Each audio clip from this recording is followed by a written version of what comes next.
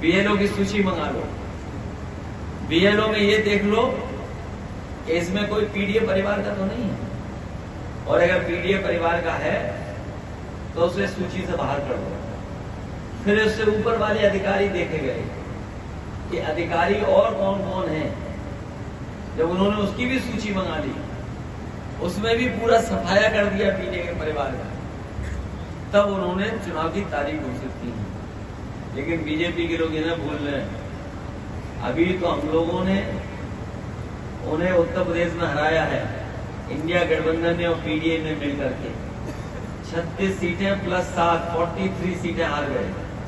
और इन्हीं कार्यकर्ताओं को अगर पता होता कि हम लोग 43 सीटें जीतने जा रहे हैं, 43 सीटें जीतने जा रहे हैं, तो हो सकता था यहाँ का कार्यकर्ता एकजुट होकर के हमें 60 से ज्यादा भी लोकसभा जिता।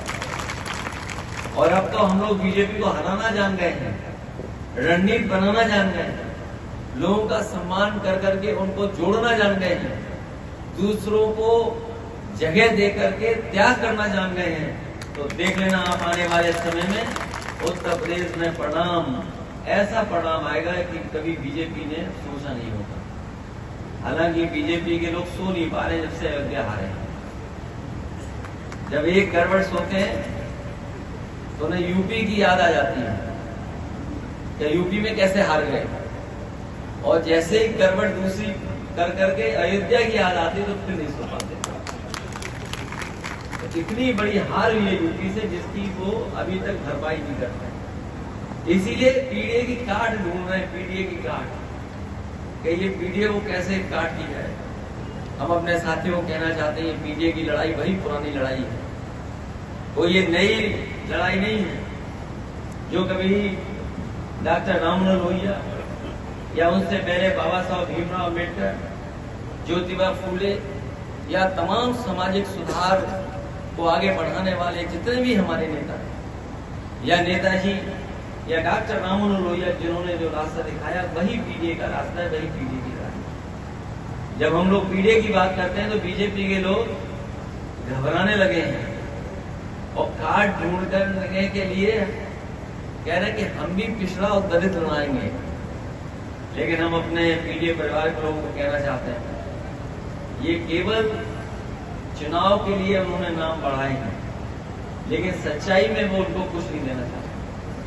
पिछले 10 साल दिल्ली के और अभी तक उत्तर प्रदेश के सरकार ने जितना भेदभाव किया उसकी कोई कल्पना नहीं कर सकता। राजनीतिक तौर से भी भेदभाव किया है, समाज में भी हम लोगों के साथ भेदभाव किया है, अधिकारी गण होंगे वो जानते हैं भेदभाव किया है, और इतना अन्याय भी कभी नहीं हुआ होगा जितना अन्याय सरकार में हुआ है। जो लोग सरकारी कर्मचारी होंगे या सरकार के आसपास काम करते होंगे वो जानते होंगे इतना भेदभाव कभी नहीं हुआ, इतना अपमानित भी कभी नहीं होना पड़ा। और हम लोगों ने ऐसे भी समय देखा है, ऐसा मौके देखे जहां पर इन्होंने हर सीमा को लांघे तोड़ दिया। हाल ही में आपको याद होगा जब सुल्तानपुर की डकैती हुई, और सुल्तानपुर की डकैती को लेकर के पूरे प्रदेश में भारतीय जनता पार्टी की बदनामी हुई कि भारतीय जनता पार्टी की सरकार में लगातार बैंकें लूटी जा रही हैं, बैंकें लूट रही हैं, एटीएम लूट रही हैं, सुनारों को मारा जा रहा है, सुनार लूटे जा रहे हैं।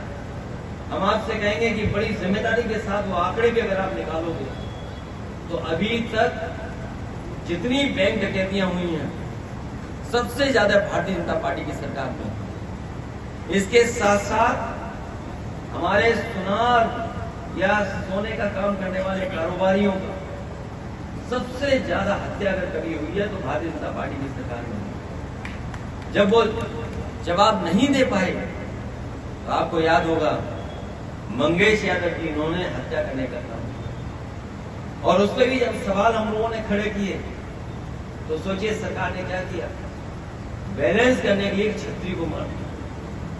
बताइए कहीं हत्या करके बैलेंस किया जा सकता है क्या किसी को? पहले तो आपने एक हत्या की और फिर उसको बैलेंस करने के लिए दूसरी हत्या कर दी। इस सरकार ने मुठभेड़ के बहाने एक हत्या नहीं की है, 2-2 हत्याएं की हैं।